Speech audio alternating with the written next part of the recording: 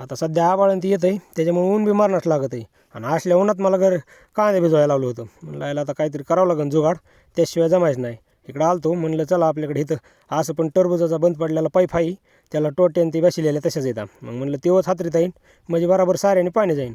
आता गुंडाळलेला इथंच. मग म्हणलं चला हेवच घेता येईन हातरून, कांदा बी ताईट आहे म्हणलं तसं काय अडचण नाही. मग म्हणलं घेता येईन हातरून. मग हातराय केला सुरू.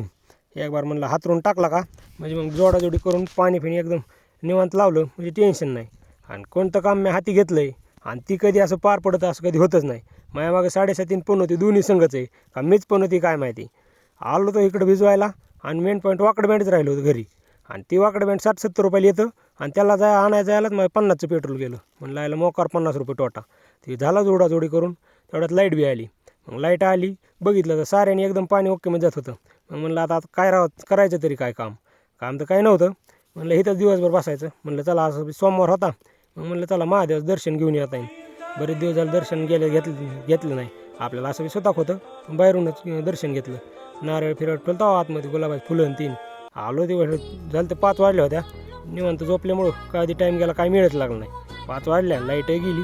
म्हणलं आता चला गावाकडं कसं आहे बाकीचे दुसरे उद्योग राहतात आपल्याला तर तुम्ही